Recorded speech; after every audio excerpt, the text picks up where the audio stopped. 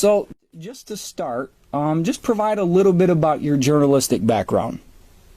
Well, I started at a little community college in Corpus Christi, doing journalism, starting student publications, and covering politics and government. Worked my way up to Texas State student publications, and then started getting professional internships at a little community newspaper first, and then Caller Times, Corpus, and then I worked at the state legislature covering the awesome legislature before I left school, and then I had a job waiting for me at Beaumont Enterprise, and then I went to the Examiner, and I worked at papers all over the state of Texas since 2012, and then recently in Colorado, worked for a year, paper up in the Northwest, and now I'm back in Texas working as the managing editor, and now in charge of a small staff, reporters, photographers, and designers in Brenham, Texas. Now, prior to Marvin's case, did you have any experience investigating any other no-knock warrant cases with either? No. Okay, cool. Had you ever heard of no-knock raids or no-knock warrants prior to that? I think I had. Yes, I had heard of it. So when I heard there was one in our area, and we covered it pretty, and it was obviously, just a huge high-profile case. It's all right. Right. Now, I don't know how it works in the news business because I've never worked in it, but so this may be kind of self-explanatory, but I'm going to ask it anyways. How soon after the raid took place on Marvin's apartment did you find out about it? Was it immediate? Was there a delay in time? How did that work out? So, Dinwiddie's, hospitalization and post-death, the community heard about it, pretty quickly, and the paper was all over. I think that I don't know exactly when the community got word of it, but because I was actually the second reporter, believe it or not, to kind of take over that case. I was not there when I was there.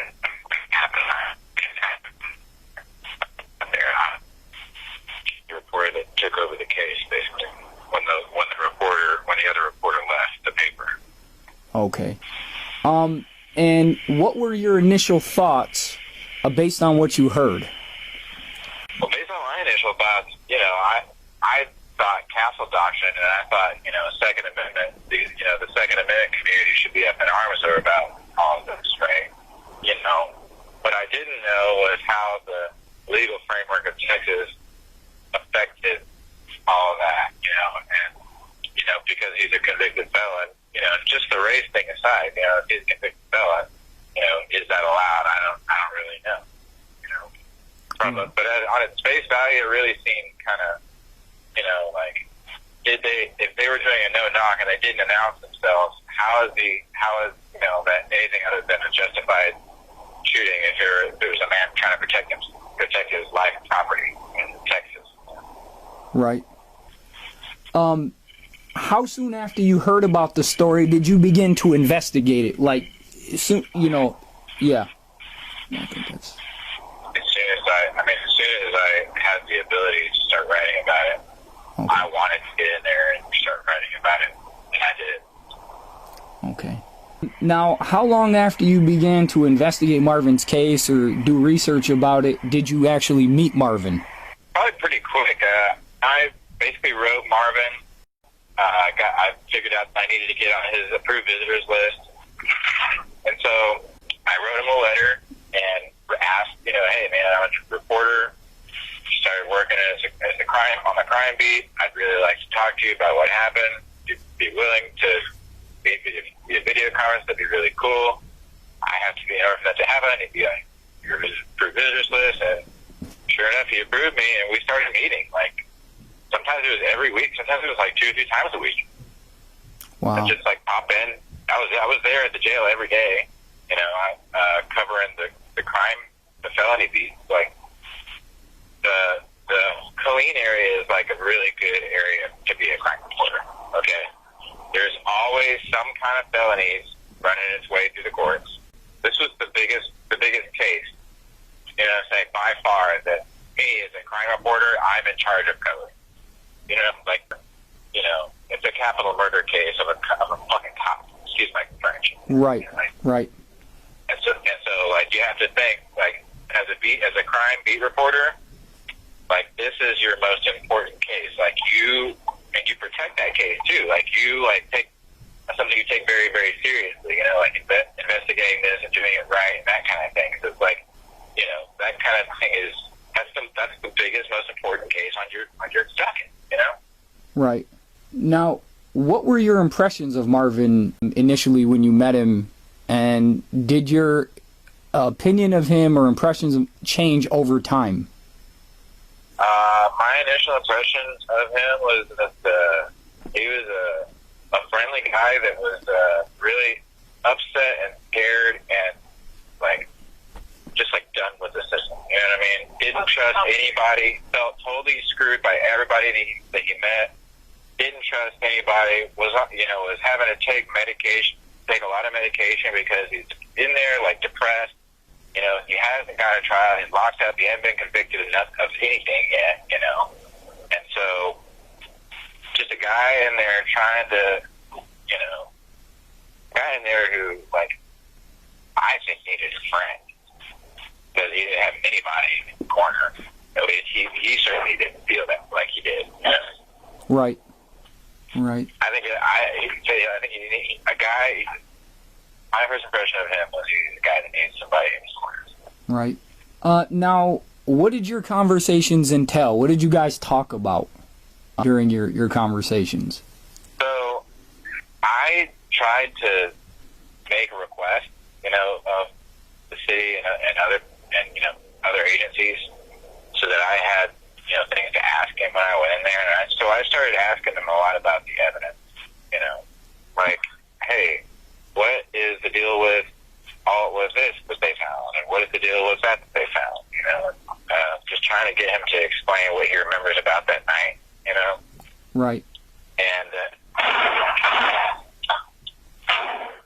sorry. And yeah, I'm on the road right now with a washer in the back seat.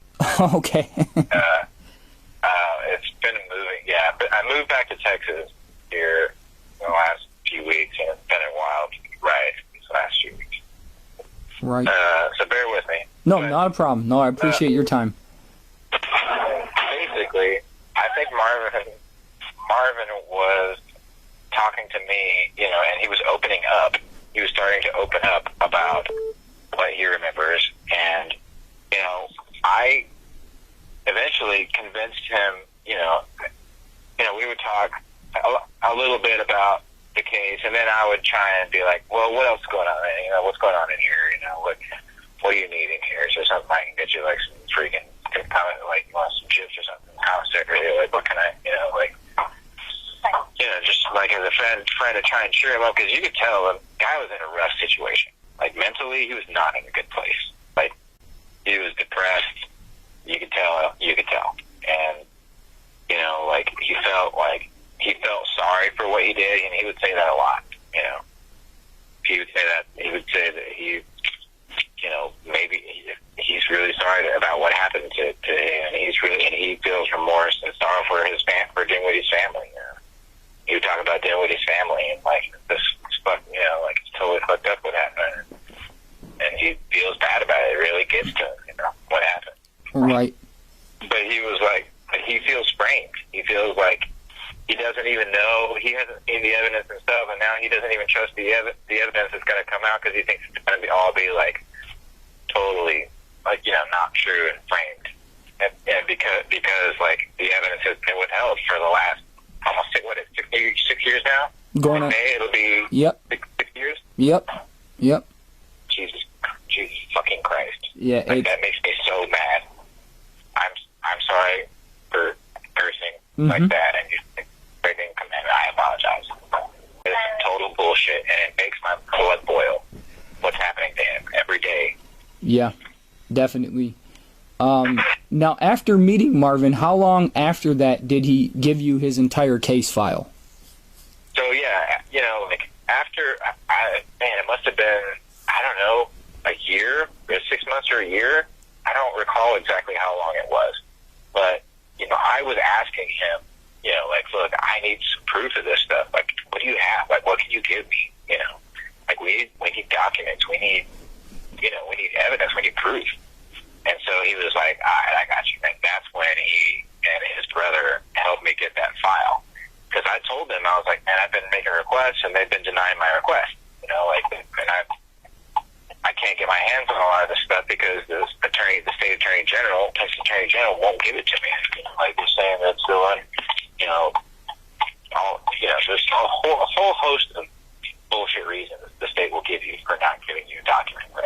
Right. And so they used all of them. You know what I mean? And I couldn't get my hands on a lot of this stuff because there hadn't been a trial yet, basically. And, you know, they could basically claim that, you know, they could hide behind the law to keep me from these documents. So Marvin and his brother helped me get a lot of those documents. Okay. And I don't recall exactly when it was that they did. Okay. It was definitely after several months of making document requests and failing, right? Right. Now, what was in Marvin's case file? I mean, I know personally, but for those who are going to hear this, what was in it, and was there anything that troubled you? Any of the contents that troubled you? So, everything was in the case file. I can't even explain it other than that, right? There was an evidence log of everything that the police had found, and there were some attorney's notes, some shorter, you know, little brief descriptions of attorney's notes, and then there was a lot of case law that Marvin and his brother and everybody and his lawyers had included in the file, you know, like trying to understand, you know, the framework of the law surrounding Marvin's case. But then there were a lot of police statements, and this was really the good part, I guess, the juicy stuff, as we would say in the journalism business, of Marvin's case file, right? Basically, it appeared that we had every single Killeen police officer's statement in our hands, okay? And, you know, when you read through these statements, for the most part, everybody told the same story. Everybody was like, you know, we were at the front door, you know, it included those who were at the front door, right? And several of them were seriously injured. You know, they took fire from the window. And they did, most likely. And I you know, once the bullets started flying, you know, it's anybody's guess, you know, who got hit where and who from what gun. But basically, when you read through the statements, there are several things that caught my eye, you know. Namely, not everybody was so sure that they had announced themselves at the door. In fact, there were more than a few officers who had flatly said they never heard anybody announce themselves at the door until somebody had a flashbang that was like live and ready to go, and then the bullets started coming, you know, they heard gunshots, and everybody opened up on the house, you know. And I mean, it's like it was a total mayhem. A flashbang went off. Like, they weren't able to get the flashbang in the window before. You know, I mean, it was like total. Like, Marvin got the jump on him, I guess. Thought somebody was coming after him. And so, basically, the other thing that I noticed from the police statements were that one of the officers who met Marvin at the back door flatly said in his statement that he essentially, what it seemed to me, stuck his pistol so far down Marvin's throat that he threw up. And so I asked Marvin about that a lot. Not a lot, but a couple of times, and he says he doesn't remember that happening. But, you know, Marvin's a guy from the streets, right? And right. Those guys don't want to show any kind of weakness. So certainly not, you know, a cop scaring you so bad that you barf all over the place. You know? It's like, anyways, that, you know, I think that an officer who sticks his pistol in a suspect's mouth, I think that what he was, if I recall correctly, the officer stuck his pistol in Marvin's mouth and asked him, is there anybody else in the house? You know, and probably in some unkind language, I'm sure. Yeah. Right? Yeah. Who else is in the house? Yeah. And so, I don't know if that's assault or what that is. I don't know if they teach that in police academy. I'm not sure if that's a special move that they teach in the police academy. But from his statement, it really, you know, makes it seem like that was questionable, to say the least, right? Right. Right. Like, why are you sticking your pistol in a guy's mouth? And spits up. You know. Anyways, the other thing that I saw was that the other female that was in the house was beat up pretty bad and had to go to the hospital. And so, you know, I'd like to know what precipitated her having been injured pretty badly, and her having basically never heard from her. I couldn't get her to talk to me. I couldn't find her. I couldn't do any of that. I couldn't get her to talk to me. I think she left town and couldn't, you know, wanted to get far away from what had happened. Right. When you discovered this information, did you attempt to publish a story about it or to get the truth out to the public? Yes, I did, and for the most part, we did a lot of reporting on it. You know, we certainly reported on the movements of his case. We reported the basics of what had happened, right?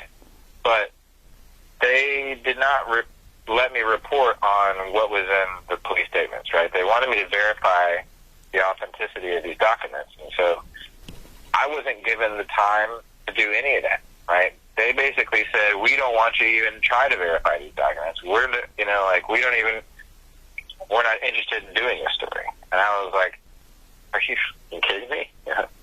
So yes, I did try. I suppose the answer to that question is yes, I did try. And I was told kindly that there were other priorities in the nation and that was not going to be a priority. Oh, now, because I read in the article, The Free Thought Project, how you were mistreated by both the Killeen Daily Herald and the police, but would you go over that some? Give some insight into that, how that all went down, what happened with them? Well, I think that there was a lot of tension between KPD and I, simply because of the nature of how much crime there was to cover on a daily basis, and you know how my job really became, as a crime reporter, really became so gruesome some days and some weeks that, like, you know, it made me seem like if it bleeds, it leads kind of paper. And so the police and tried to really make us out as, you know, these vampire kind of people, right? Even though we're just covering what's happening, you know what I mean? Like, there's people getting shot all over the place some weeks, right? People dying on the roads, all over, you know, soldiers killing themselves all the time, every day. Some days somebody was killing themselves in their off-base housing, right?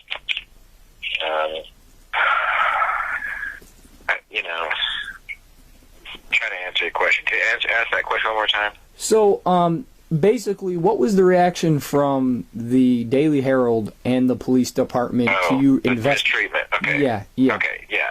I'm sorry. Not a problem. I mean, do you feel you were blacklisted? Yeah. I mean, I do feel like they definitely tried to get me off the beat. Okay, and let me talk to you know that's what happened. City manager for Killeen superiors came to the publisher of the paper and demanded that I be removed from the beat. Okay. Now, basically what happened was they capitulated. The paper was like, okay, well, we'll do that. Okay. They capitulated, right? But then as soon as city manager left the door, they had me run all my questions and all, you know, through another reporter. So it was, you know, it was like, I was still having to work the beat. I was still on the beat. I still had to work all of these crime cases and all of the same things, right? Only now I had to forward my questions to another reporter, who then had to forward them on to the police. You know what I mean? So that was a real slap in the face, you know, that they didn't stick up for me at all. And, you know, basically the police didn't like, you know, me exercising my rights as a journalist under the Constitution to the fullest extent possible, right? And they felt like I saw the line and I was always crossing it, when really they had created an arbitrary line that was way over their bounds under the Constitution, and they were starting to infringe upon the people's right to this information, right? Let me give you an example. There was a shooting. There was a pretty serious shooting, and a kid died over a stupid fight. And I showed up the next day and was knocking on doors, trying to ask questions. I did not go into their roped off section. I was going around the neighborhood outside of their police line, asking questions, right? So I come up to one of these old ladies' houses. I see her out when I pull up. She goes inside. I'm walking up to knock on the door, and an officer approaches me and says, "You can't talk to her yet. We haven't talked to her." And immediately I was like, I don't think that's correct. Not only legally, but more, you're trying to tell me that if this woman wants to talk to me, she can't talk to me either. She has to talk to you first. I'm like, what? What the heck are you trying to say here? Right. And so I said, I thought about it. I thought about going up there and just being like, screw you, But as a crime reporter, it's also important to maintain these relationships because you see a lot of these cops and a lot of these folks every day, And sometimes it's better to just take it on the chin, even though it's wrong and legally they can't be telling you to do that, and they shouldn't be. And that they're just trying to get you to go away because they don't like you around. They don't like you up in their, they don't like the accountability all the time. They don't like being on camera, But sometimes you try and maintain some of these relationships. So I was like, started arguing with him. I'm like, you're telling me that I can't go up there and talk to her because what? Because you're going to charge me with what? Or what? He's like, well, we're going to charge you with impeding an investigation. And I was like, I am not up in your crime scene. I am not in the middle of your business trying to impede anything. I'm trying to talk to a neighbor over here, and I'm on a public right of way. I'm standing on the sidewalk, right? And you're telling me I can't walk up to her door and talk to her? And about that moment, this old black lady hears me, talking to this, I'm starting to yell at this cop. And she hears me yelling at him, and she goes, Sir, I'll talk to you. Can I talk to you? And so I look back at her because I'm like, you want to talk to the cop? You want to talk to me? And she's looking at me. She's talking to me. She's like, I'll come talk to you. She's trying to get me inside before I get my arrested. Before I get arrested. And so I turn back to the cop, and I'm like, and now I got this person telling me that she wants to talk to me. It's okay for me to come in there, and you're telling me I still can't go in there? And he goes, I'm telling you right now, if you go in there, I'm going to arrest you. And I was like, fine, dude. This is bullshit. This is bullshit, and you know it. And I pointed his face. It's bullshit. This is bullshit, and you know it. And I walked off. I didn't go in there, right? And after that's when the city manager come talk to me. And do you believe you were pushed out of the Killeen Daily Herald because of all of this? That they forced you out? Or was the police? Or how did that all work out with you leaving the paper or getting... How did that all work out? Yeah, once it became clear that, basically the managing editor, Rose Fitzpatrick, was really pushing KPD hard and was really pushing our relationship down the toilet, right? She was using me to ask the questions, right? And so it was really making me look like the bad guy when really I was just doing it as I was told. For the most part, 60 to 70% of what I was doing on a day-to-day basis, I was just doing what I was told when it came to the city. I was very closely managed by Rose Fitzpatrick. Okay, so I'm sorry. I'm trying to answer your question. I'm getting a little sidetracked. Ask your question one more time. Okay, so who you feel like you were pushed out over Marvin, the situation? Okay. Yeah. So, yeah, once it became clear that I wasn't going to be able to cover the news in a way that I thought was fair and right, especially the news as we knew it, like what was going on, I started looking for other jobs, right? I started looking for other opportunities. So, yeah, they made it clear that we weren't going to be doing the Marvin Guy piece at all. They didn't care about these documents. They wanted to forget about these documents, right? All these police statements especially. And so I didn't want to participate, and they were totally fine with that. But yeah, I do feel like I was pushed out. Now, do you think there was a conspiracy between the police department and the Killeen Daily Herald to suppress the information? And I know you've basically already said that, but just asking specifically, to suppress the information that you had discovered in his case files, like the police statements and stuff like that. Was this intentional? Was it due to incompetence? What do you think was the reason for that? Yeah, I don't know. I think that there's no telling what kind of deal was made behind what back room, right? For there to not, be a story about this, because what they have in their hands, and they still have it, I know they have it, because I gave it to them, printed it out 2 times, gave one copy to Rose Patrick, gave the other to Dandy. And I made sure that Jacob had an electronic copy, and all the editors had copies. Right? When you get your hands on something like that, that is journalism gold. Like that is someone took a golden goose, came down from the heavens, and started laying priceless little gems in your lap. Okay, that's what that is. The equivalent of getting a document like that is. Okay. And so for them to not have published any of it, any statement, police statement, or done any kind of story on that, definitely to me leaves open the possibility of there being some kind of agreement for something for some reason, right? Either the DA convinced Mr. Gandy that publishing that information would be detrimental to the fairness of a trial, and that he should not publish it, or something more sinister, right? Right. And as a news organization, I feel like that is some of that stuff in there should definitely come out before trial, especially here we are almost 6 years later, especially as it relates to police statements. Right. Now, do you, and I don't have many more questions, I don't want to hold you up much longer, but do you believe, Marvin, that he's being honest about how things took place from his vantage point? Or do you think he's lying about it?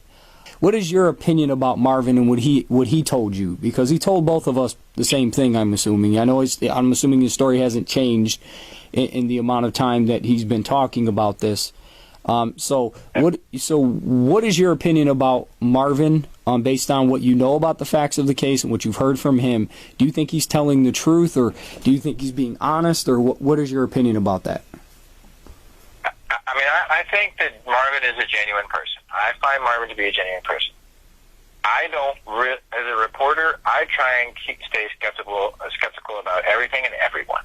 Okay, and I still have my questions about Marvin. I'm not totally convinced that he's innocent, that he didn't kill Dinwiddie. I think chances are he probably did. But I think the real question is, should the state be putting him to death, or trying to put him to death for a crime, for the man not knowing that it was a cop, for a man that really very, very well had a right to fear for his life, had everyone else's right to try and defend their life and property with lethal force if necessary. And, I don't know if Marvin is totally innocent, but I don't think he deserves to die. Or, if the evidence shows that the police did not announce themselves, right? Right. And, they were there on false or silly pretenses. And that's a whole nother thing. They didn't find shit at his house. Right. They found jack fucking shit. Right. And a cop died. So we shouldn't be trying. This whole charade is really. I think it really is a charade. And now here we are, 6 years later, and the DA. If his case was so solid, why hasn't he tried it? Exactly. Is the I don't understand why. I don't understand how we've gotten here. Is it really all the defense just by, using the wheels of justice to keep Marvin from justice? Is it really all the defense? What is the DA doing? What is the DA not giving out? I can understand there being a lot of evidence in a case like this. There are a lot of rounds fired. Okay, the FBI, what's it called? It's done the trajectory ballistics investigations. Can't even imagine how many, how long it would take to really do right. Okay, but 6 years, right? What is going on? This is not North Korea.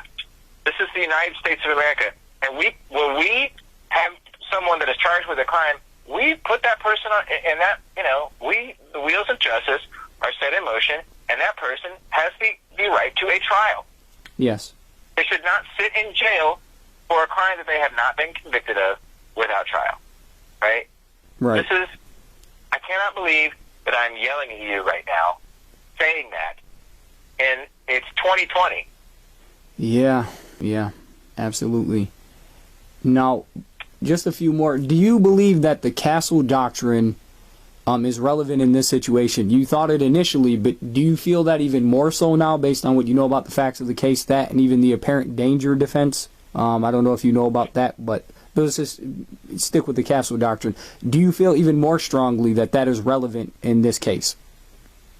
Based on what I saw in the statements, yeah, I do feel that it is relevant. Now, I don't know how the law is written in Texas. I'm not an attorney, okay? But on its face, it absolutely is relevant, okay? On its face, if I'm laying in bed and I see shadows outside my door and I hear whispers, there's a real likelihood somebody's going to get shot. It ain't going to. You know what I mean? Absolutely. And they're not announcing themselves as police. As soon as I hear that I'm putting whatever weapons down and I'm obeying the law, right? But if they did not announce themselves, I feel like on its face, a man has a right to you don't know who's out there, right? And Marvin's a gangster, and he of all people, you would expect Marvin not to open fire on somebody like, if everybody had kept their story straight at KPD, we wouldn't be in this situation right now. I think that I really fear that that's what's happening right now. Right? This was an obvious no-knock warrant. They couldn't keep the public from hearing about the fact that it was a no-knock warrant. And so now they're basically like, oh, well, shit. And even if it does go all the way through to trial, chances are, who knows what's going to happen on at the state level, at the state appeals level. Because Carlos, what's his name? Garcia? Yeah. Garcia, yeah. Marvin's attorney, is he still his attorney? Yeah, he's one of them. Yep. Yeah, I mean, that's what he's known for. He got at least one of the, a very serious, I think it was a murder conviction, it was some kind of something off on appeal. And I mean, it's like, so I told Marvin, I was like, dude, I know you don't trust him, I know you don't trust anybody, but that's what this guy does. He's got a plan. I think he's got a plan. Right. And Marvin tried to fire everybody that worked for him because he's paranoid and don't trust nobody. I don't blame him. Right. But I encouraged him to try and, I was like, dude, you gotta, these attorneys, sometimes they know how to work the system. And Carlos came from Austin or something like that. He's not even, you know what I'm saying? He's an outsider. He's not one of the guys that's in Killeen and Bell County and always buddy with the, a lot of times you'll get these defense attorneys who are former prosecutors for the courts and the judges that they work for, because nobody wants to be a defense attorney. Nobody wants to do criminal defense. And so, sometimes they'll put those on the public defender's office. The public defender's office is a former prosecutor. Right. Yeah. So, I didn't see a lot of that in Bell County, right? But I know that it exists, especially here in Texas. I've seen it a lot. And so when I saw Carlos Garcia, I was encouraged at first. Like, I really was encouraged. But Marvin was not, right? Marvin was not hearing it. He was like, I don't trust that motherfucker as far as everything. I don't give a shit. I tried to fire him basically as soon as he started working for him. Right. So I would just say this. I know Marvin has said that, obviously he didn't know it was the police. They did because they didn't identify themselves. And so that's why he defended himself. That's why he shot, into the darkness. But when they finally identified themselves, that's when he threw down his guns at the front of the house, in front of the apartment, and then ran out the back.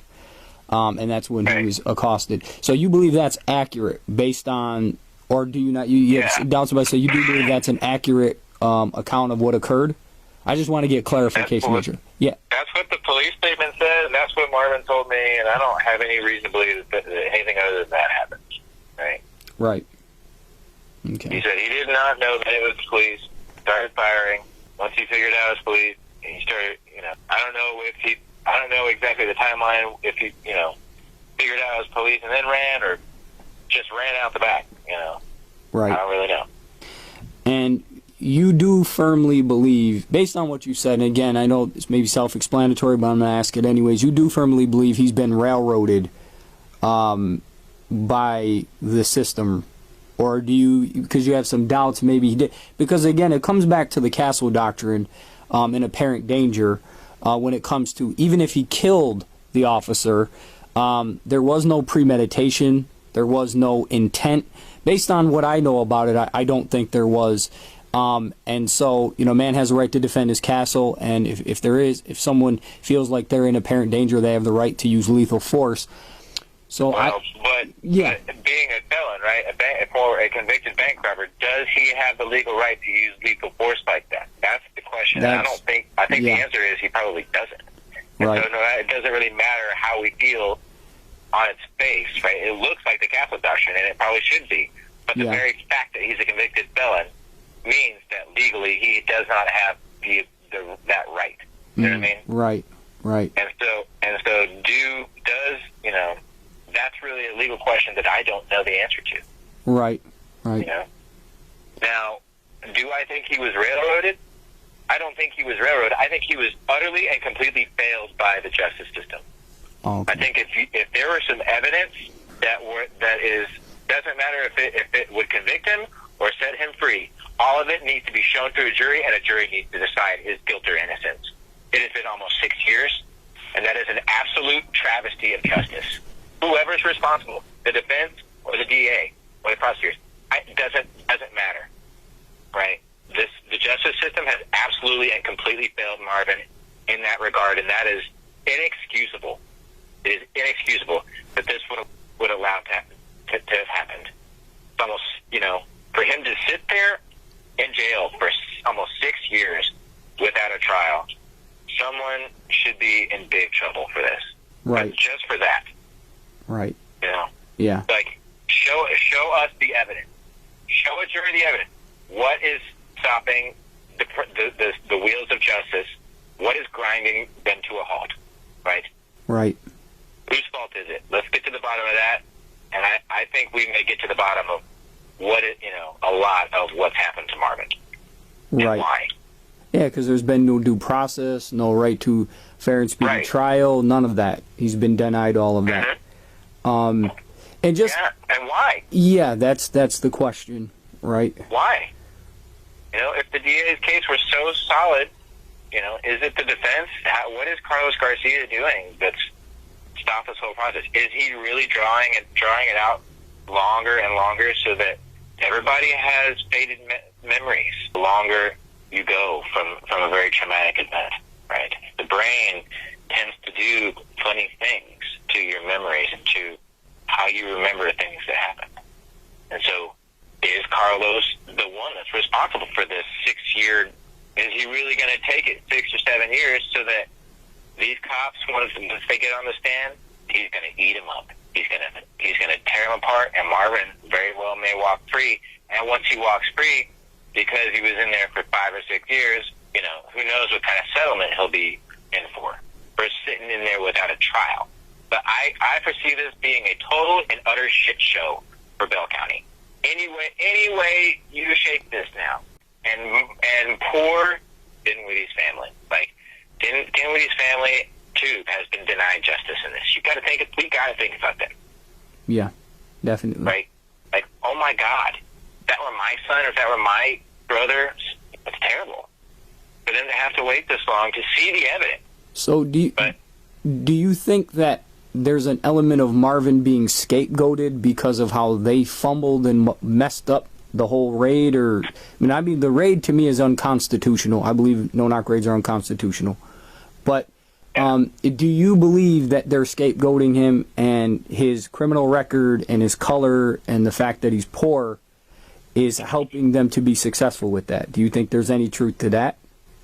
Yeah, I mean, I think that if you, I doubt, you know, look, I don't know that Marvin's race or poverty level has contributed to his predicament completely, but I do think that it is possible that it has, at least to some degree.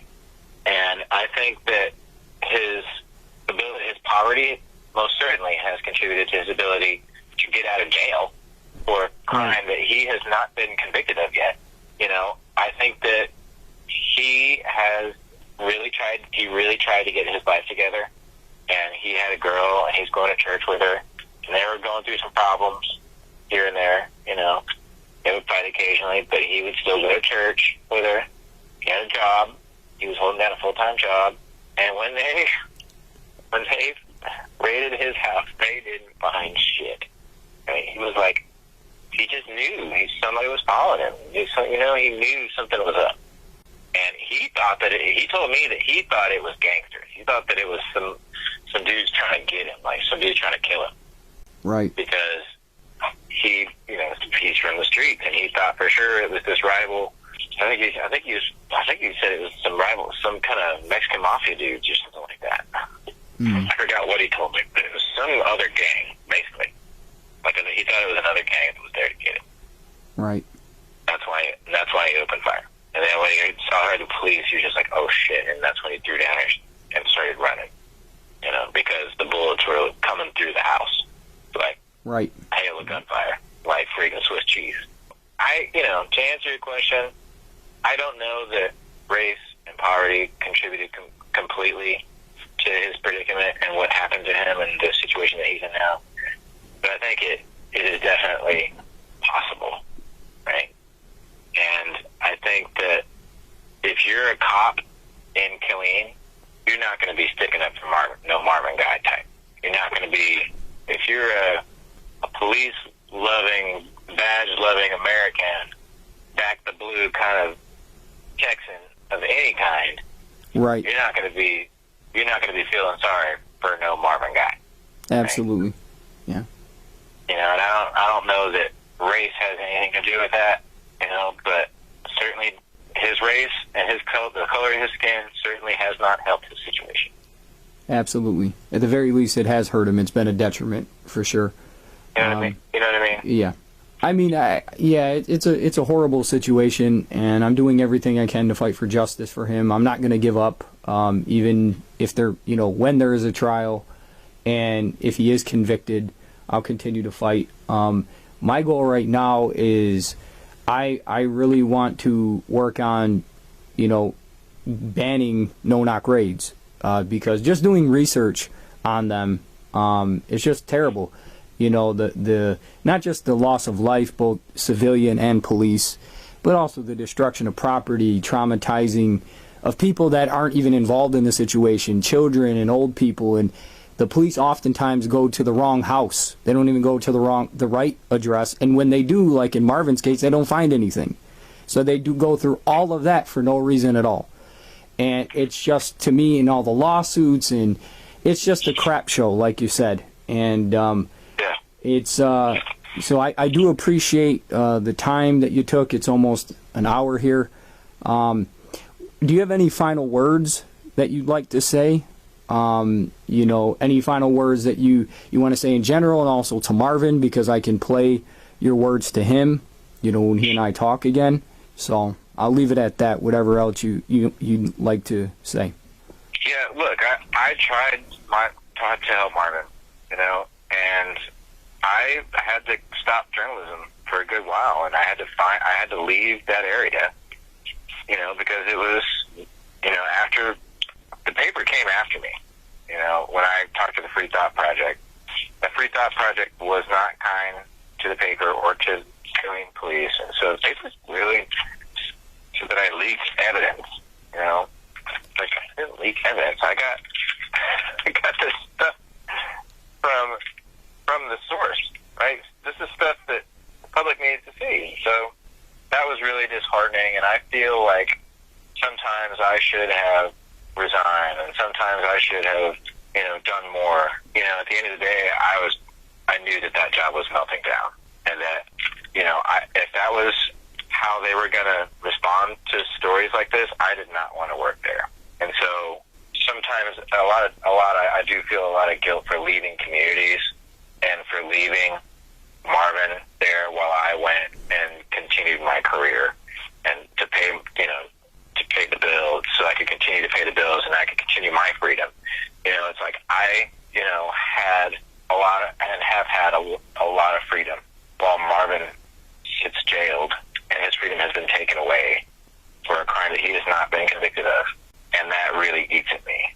And I feel like I should never take my freedom for granted, ever, because of the situation that Marvin's in. And so I just hope that Marvin knows that because of him, every single day, I have not taken my freedom for granted. And I think of him every day and what he's going through. And I wish that I could do more to help him. And I wish that I could have written him, and I really hope to be a better friend to him in the future. Right. Well, thank you for your time. And I'll just say this real quick. I know that was the last word, but just reading in the article, the KPD changed their policy and they no longer perform no-knock search warrants. That's good. Yeah, so, I mean, you see right there, them and the Houston Police Department, they're another one that banned the use of no-knock search warrants. So you can see that the fruit of it is it's not worth it. But I thank you, sir, so much for your time. And this is really, I believe this is going to go a long way to galvanizing people to want to get involved and help Marvin. There's been a pretty good response online to the stuff that I've been able to do, the conversations I've had with Marvin that I've recorded and put up online, and I believe this will be in the same vein as that, and really open people's eyes from someone who is an insider, you know, there in Killeen. So I really appreciate your time. Have a wonderful night. And what is this? Do you have a website or something? Or yeah, I have a website and a Facebook page. The website is freemarvinlguy.com, Free Marvin Lewis Guy, and so you can check out that information. A lot of it's you know, there are articles, but a lot of it is videos that have been recorded of Marvin talking about his situation, his story, his case, so people can hear it from the horse's mouth, so to speak, what's going on. And they're not just hearing me talk about it, but he's doing the vast majority of the talking. So I wanted to give him a platform to express himself, to talk about what he's dealing, what he has dealt with, and what he's dealing with, and everything that's taken place. So, and it's gotten a pretty good response online. Yep. Well, cool, man. Thank you for doing what you do, and if there's anything else I can do to help you, let me know. I will. Thank you again. Have a wonderful night, Clay. All right. You too. Take care. Bye-bye. Bye now.